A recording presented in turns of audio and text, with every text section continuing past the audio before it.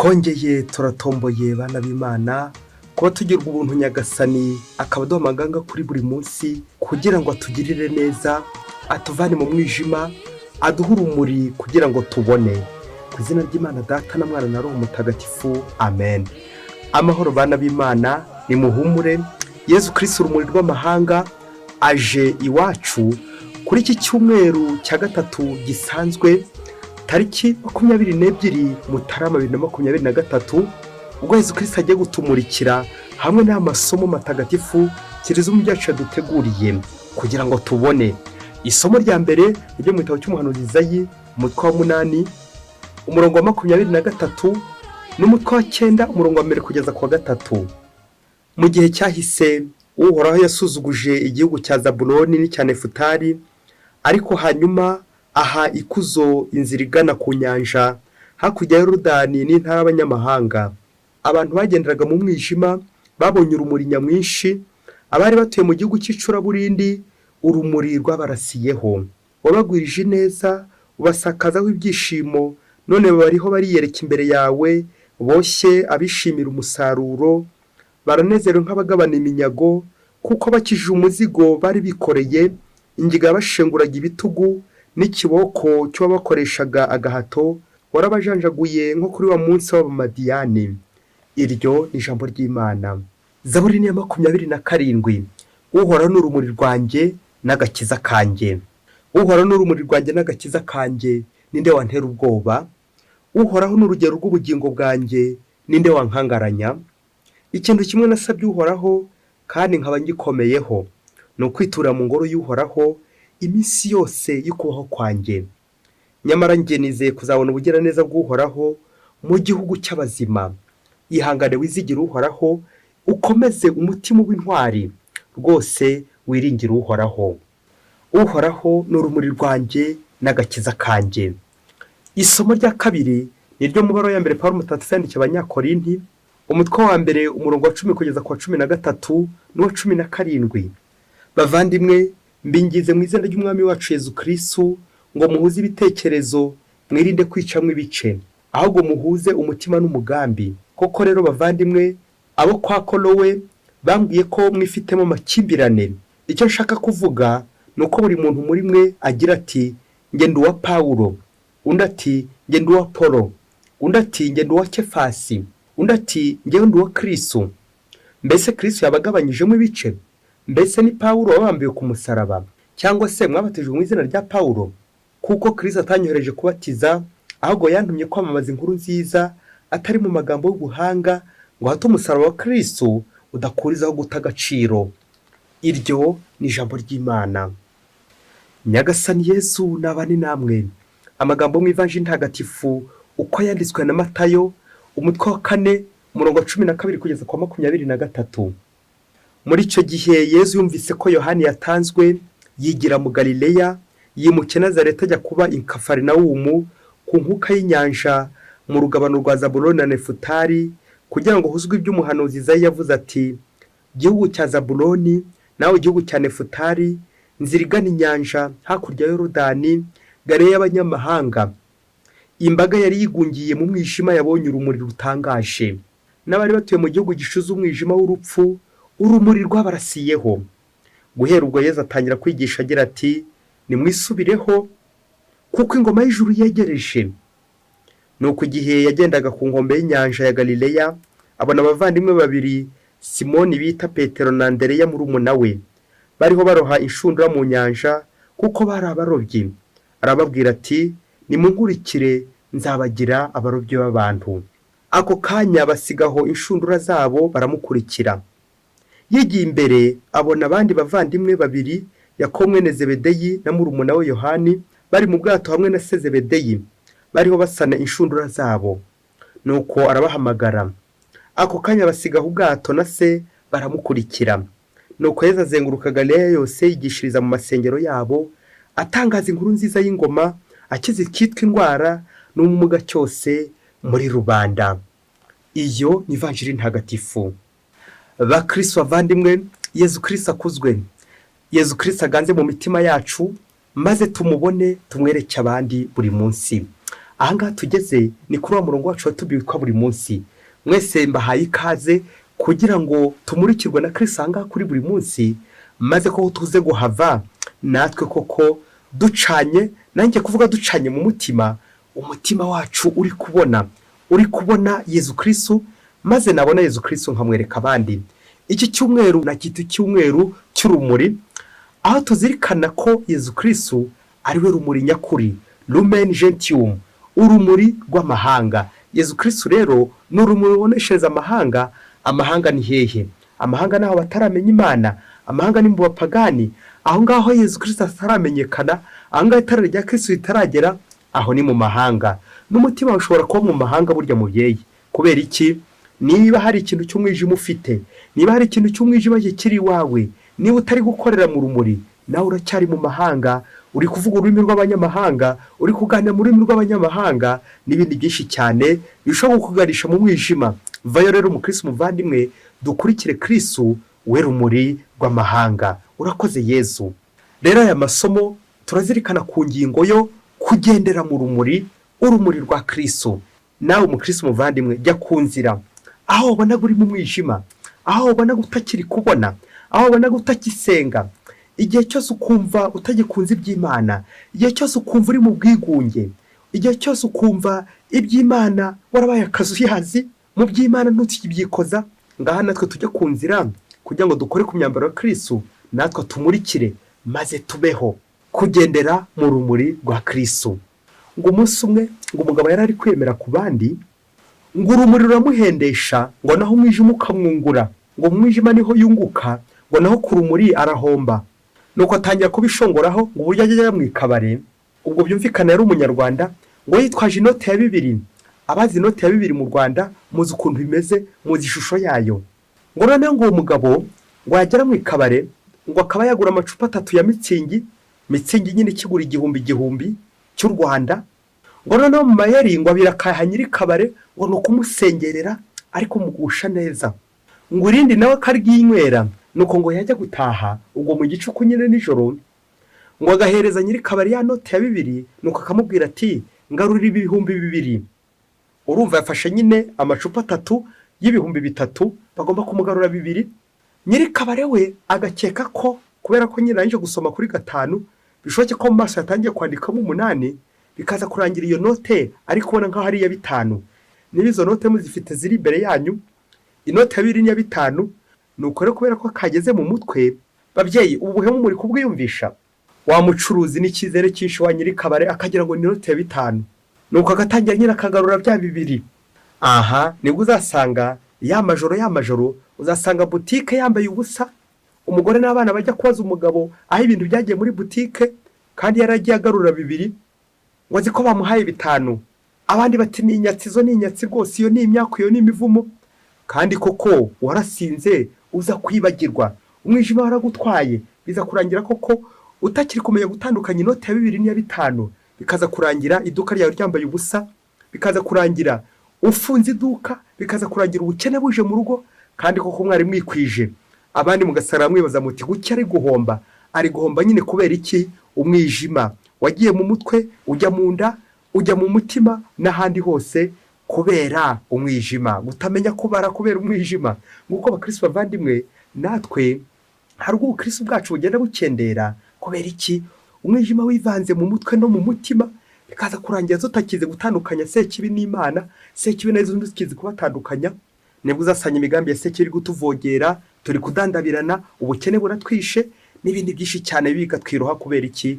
Singize gutandukanya icyatsi n'ururo, singize gutandukanya ingano n'urumafu, bikaza kurangira koko nguye muri wa mwijima kwa Sekibi. Umwijima ni ikimenyetso cya Sekibi. Kutamenya kubara, ngatakaza umutwe.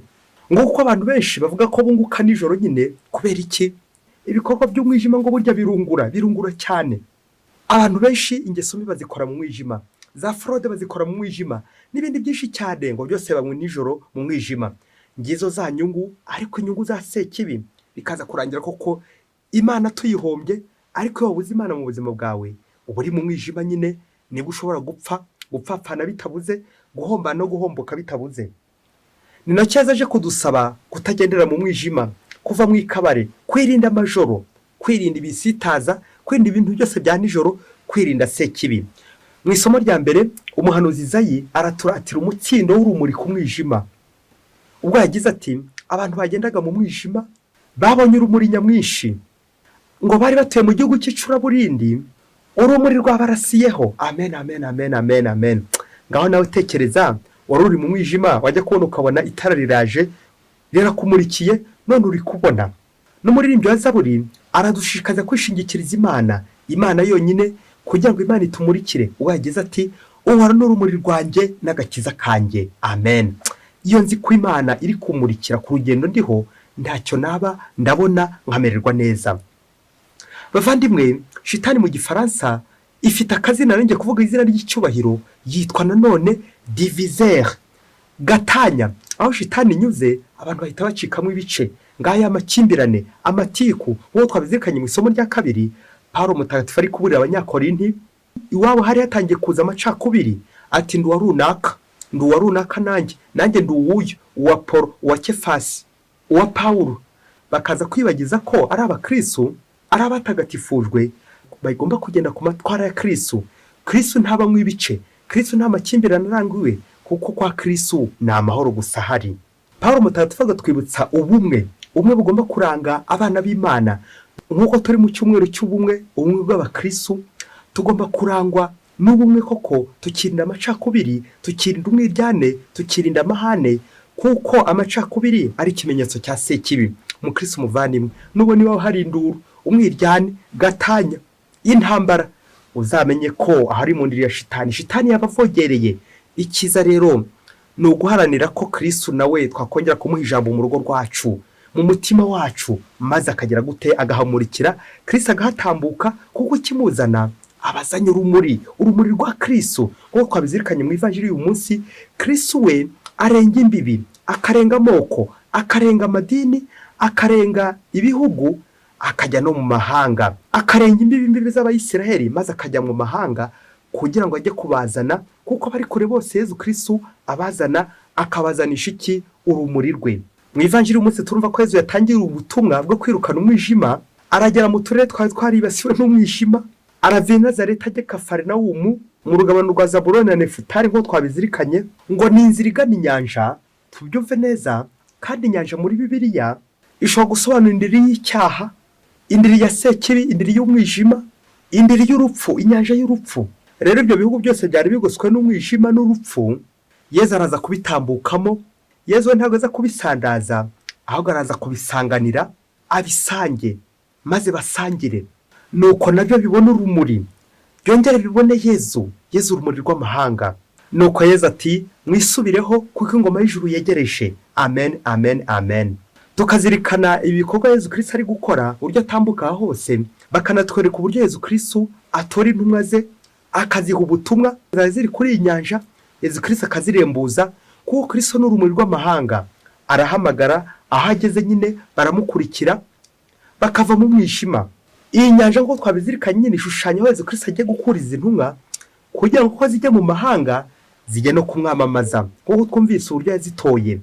Natwe rero bakristu twabatijwe, twahawe batisimu ya Kristu, kwishushanya na Kristu, tugirana amasezerano na Kristu, kwanga icyaha, gukurikira Kristu no kumwamamaza.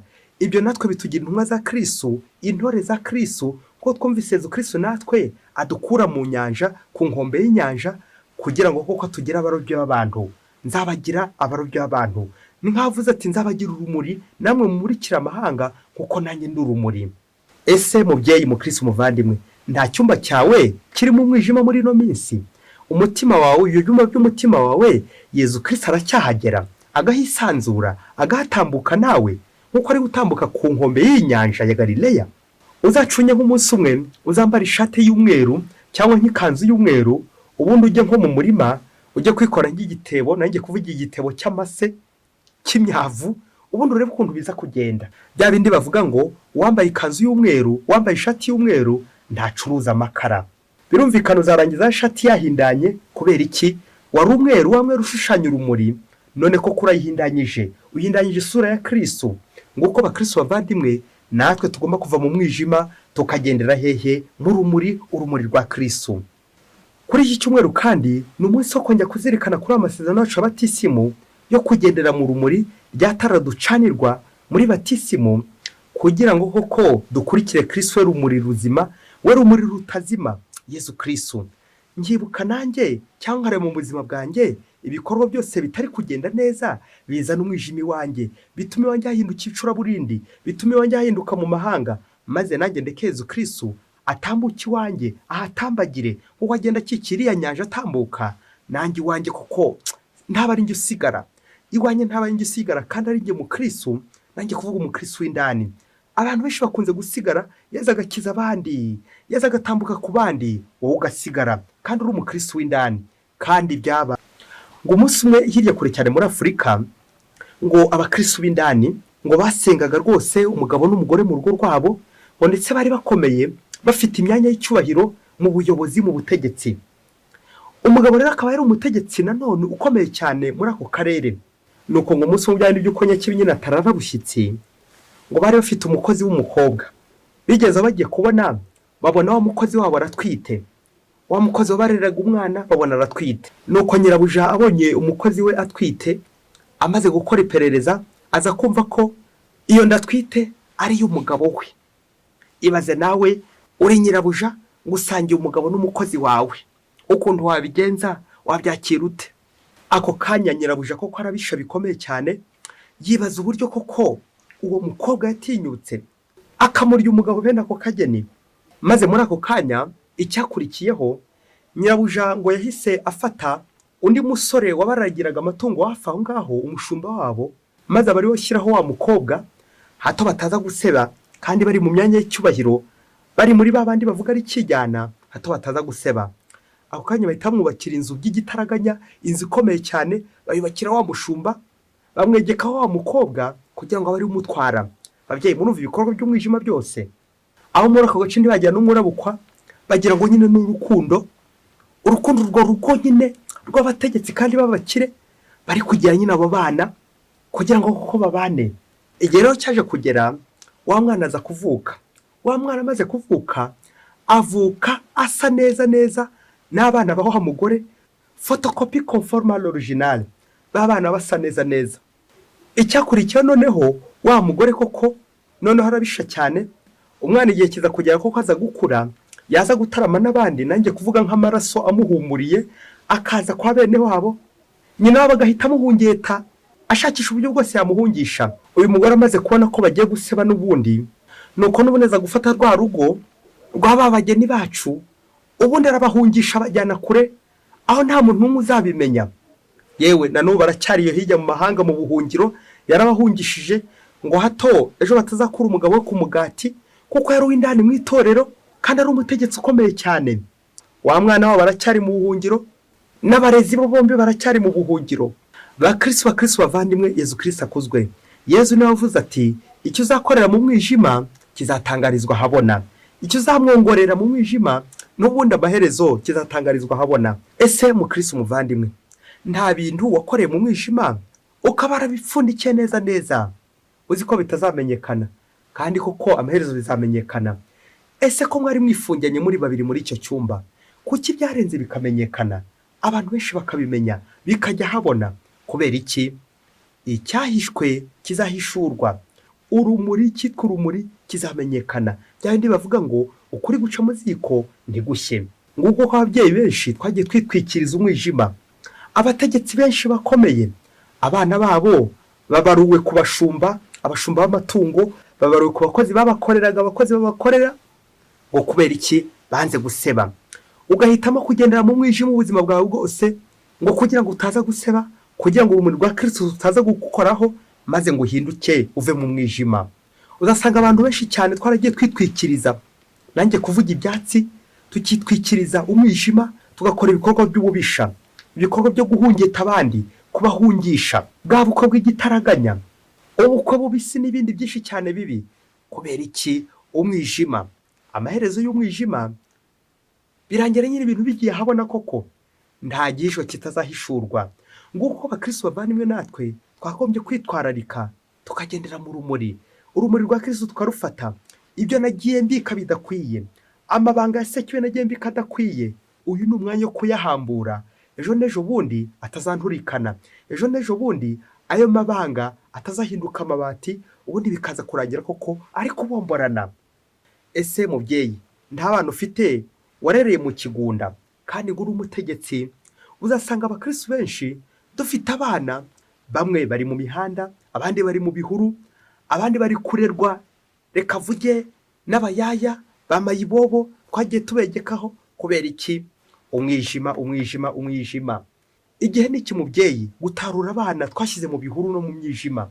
Ibaze nawe uri nk'umuyobozi, umutegetsi, ariko umwana wawe akaba ari nko mu ikanevu, umwana wawe akaba ari mu muhanda, umwana wawe akaba ari mu mifurege, umwana wawe akaba ari mu gihuru, ariko rerwa mu gihuru ari ishyanga, yarahunze ari mu buhungiro, kandi wowe urara mu nzu z'imitamenwa, urara mu nzu zikomeye cyane, urara ahantu hakomeye cyane, ariko umwana wawe ari hehe? Ari ishyanga. Kubera iki? Umwijima. Wa mwijima mu mahanga Yesu Kristo yatubwiye, ya mahanga Yesu Kristo aje kutuvanamo.